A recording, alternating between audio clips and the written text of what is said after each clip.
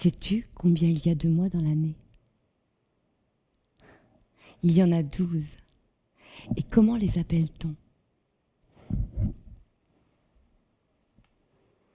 Janvier. Février et mars. Juin, juillet. Avril, mai, juin. Juillet. Juillet est là. Août, septembre, octobre, novembre et décembre. Quand un mois s'achève, l'autre commence aussitôt. Jamais encore on n'a vu février venir avant que janvier ne s'éloigne, ni mai devancer avril. Les mois se suivent et ne se rencontrent jamais. Les gens disent pourtant qu'un jour, dans les montagnes de Bohême, une petite fille aurait vu les 12 mois de l'année réunis. Comment cela est-il arrivé? Eh bien voilà. Une femme avare et méchante vivait dans un hameau avec sa fille et sa belle-fille. Elle aimait sa fille. Mais sa belle-fille ne lui plaisait en rien. Tout ce que la petite faisait était mal fait. Qu'elle se tournât à droite ou à gauche, ce n'était pas le bon côté. La fille se prélassait des journées entières sur son lit en croquant des friandises. La belle-fille était sur pied du matin au soir. Tantôt, il lui fallait courir chercher de l'eau à la fontaine, ou bien ramasser du bois dans la forêt, ou encore arracher les mauvaises herbes du jardin, ou bien laver le linge dans la rivière. La pauvre enfant.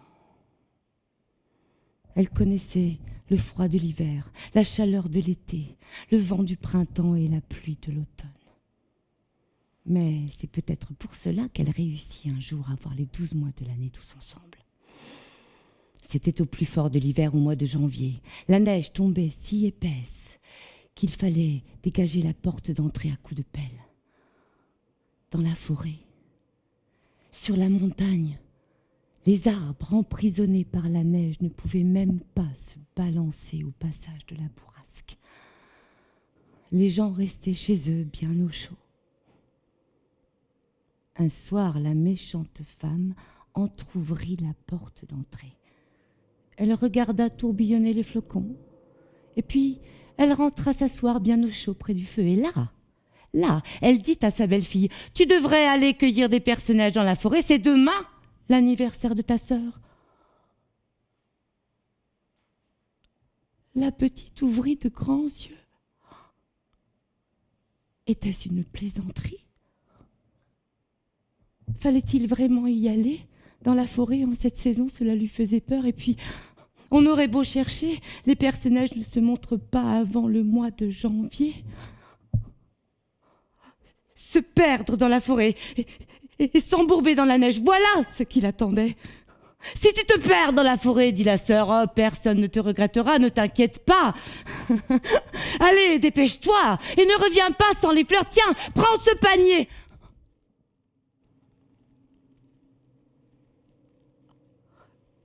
La petite se mit à pleurer. Puis, elle s'enveloppa dans son vieux châle déchiré.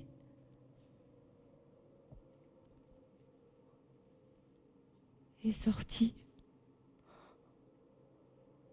Le vent arrachait son châle. La neige l'aveuglait. Il faisait noir. Pas une étoile ne brillait dans le ciel. Seule la neige luisait faiblement. Et puis ce fut la forêt. Quelle obscurité! On ne voyait même pas ses propres mains.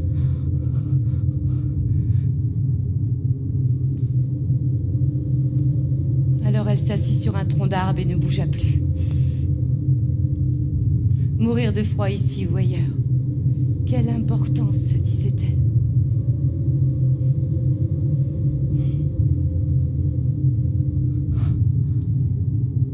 Tout à coup, elle aperçut une lumière dans le lointain comme une étoile égarée dans les branches. Elle se leva, se dirigea vers cette lumière.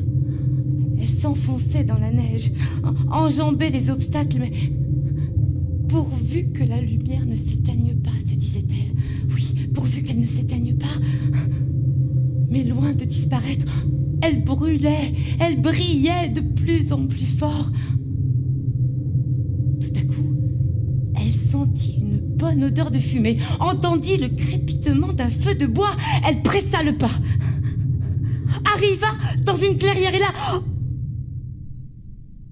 s'arrêta, éblouie. Au milieu de la clairière brûlait un grand feu. Les flammes montaient presque jusqu'au ciel et des gens étaient assis là, les uns près des flammes, les autres un peu plus loin, et ils parlaient tranquillement.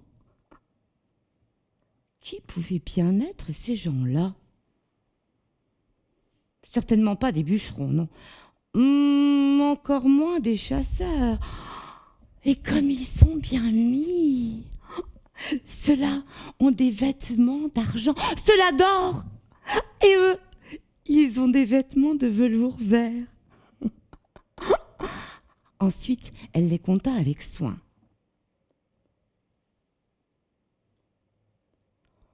Ils étaient 12.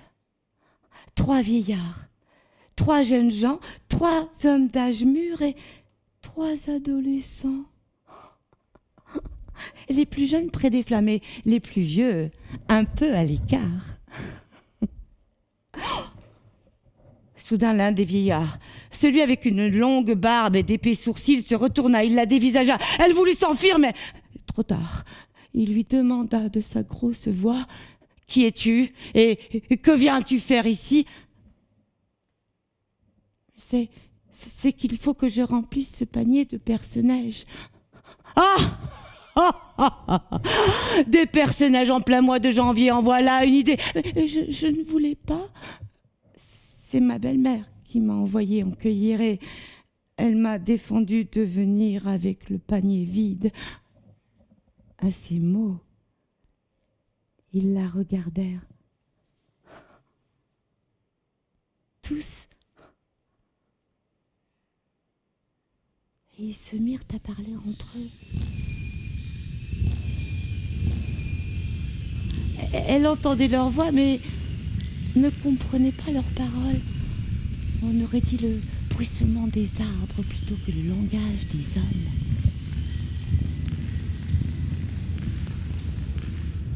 Les 12 hommes ont pitié de la petite fille. Alors, l'un des vieillards, il s'agit de Janvier, cède sa place à son frère, Février, qui laisse bientôt son frère, Mars, s'installer dans la forêt.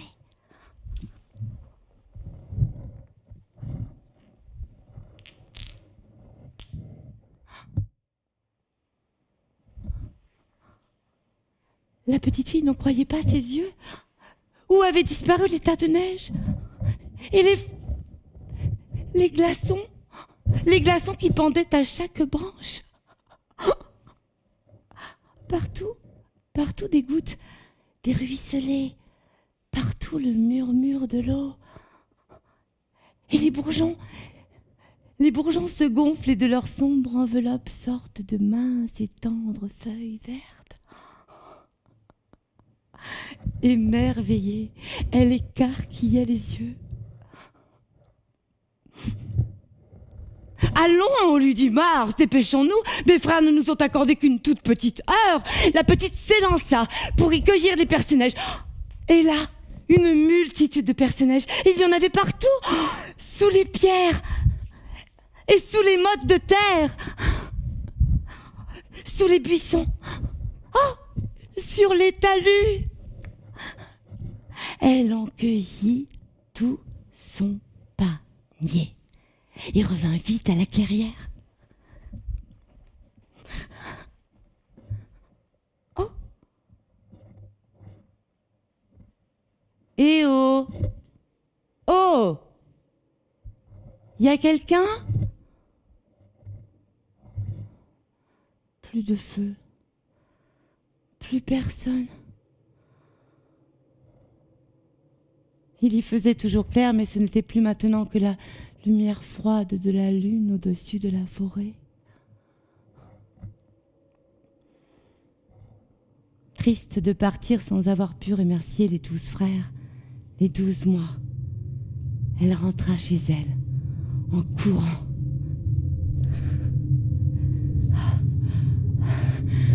À bout de souffle, elle arriva devant le seuil de la maison. La tempête se mit à gronder de plus en plus fort. Elle franchit le seuil de la porte. « Oh, te voilà déjà? Où sont les personnages ?»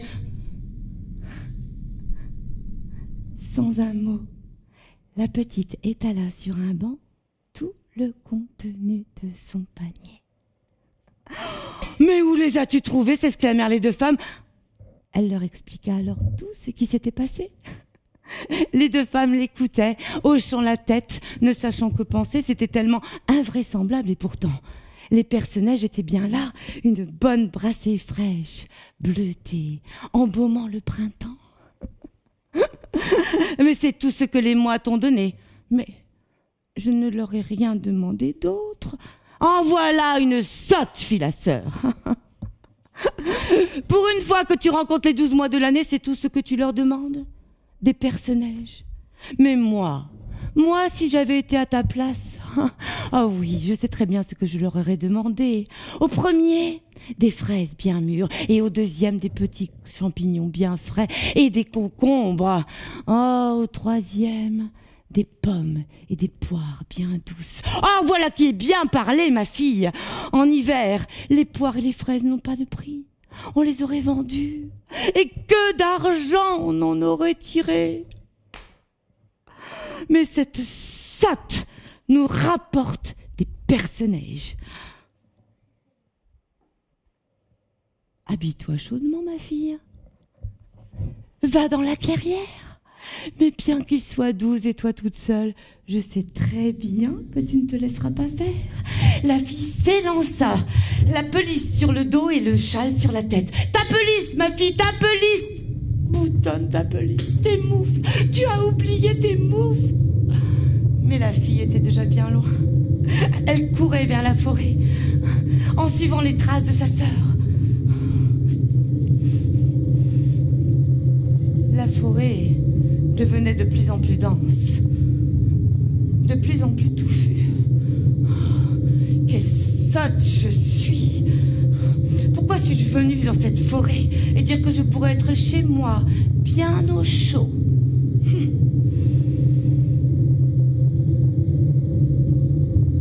Et puis je risque de me perdre, moi, dans la forêt.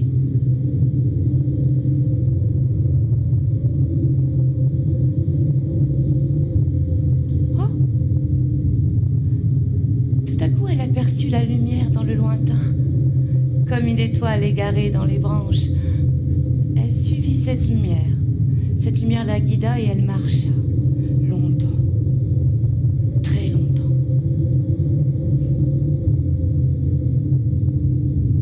Et puis, elle arriva dans la clairière. Au milieu de la clairière brûlait un grand feu et les 12 mois, les 12 frères étaient assis là. Ils parlaient tranquillement,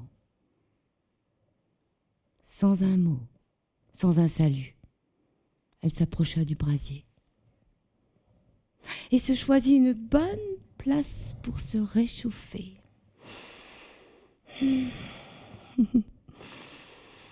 Soudain, Janvier tapa la terre de son bâton. « Qui es-tu?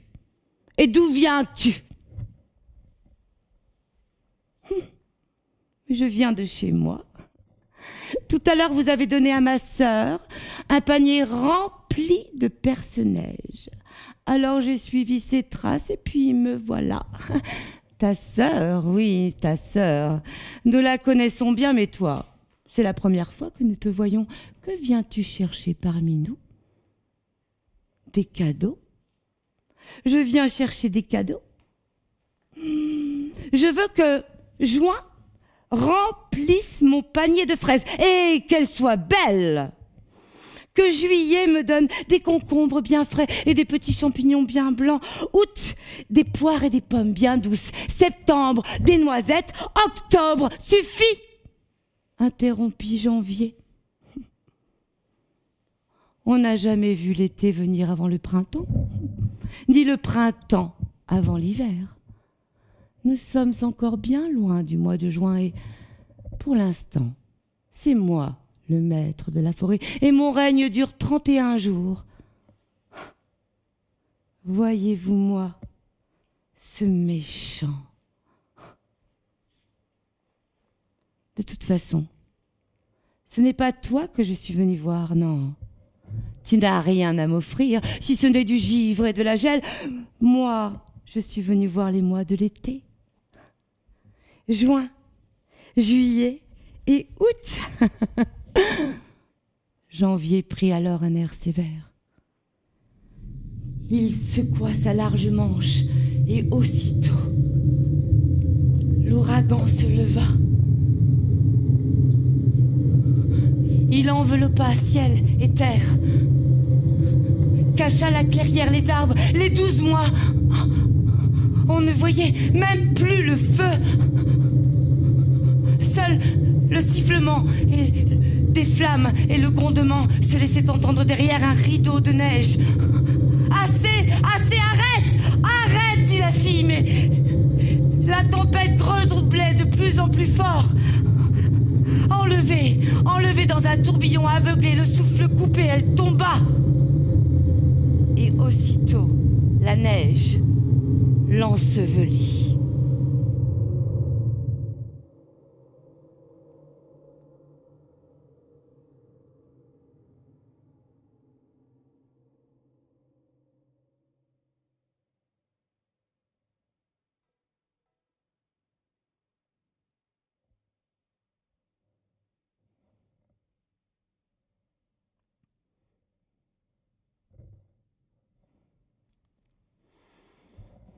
Pendant ce temps, la méchante femme attendait. Elle attendait encore et encore, faisait le guet devant la porte, regardait par la fenêtre, mais personne. Personne ne venait. Alors elle s'en mitoufla bien chaudement et partit dans la forêt.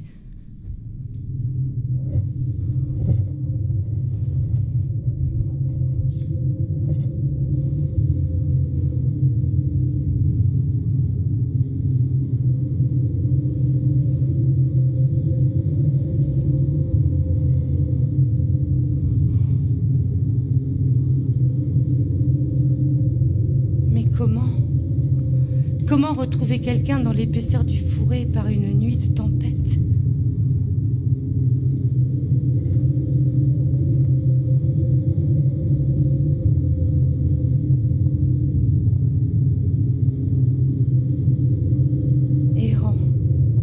Errant sans fin à la recherche de sa fille, elle tomba, terrassée par le gel.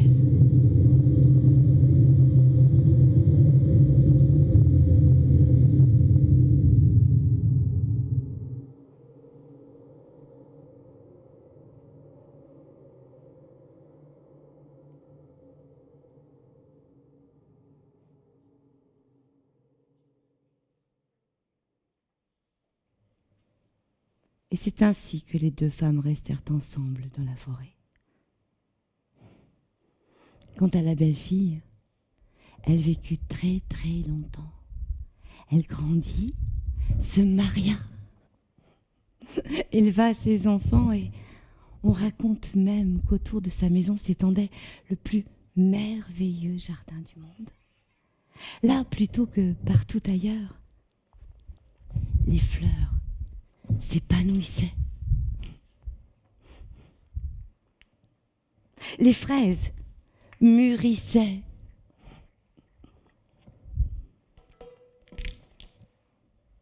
Les pommes et les poires se gonflaient de jus. Là régnait la fraîcheur pendant les mois brûlants de l'été.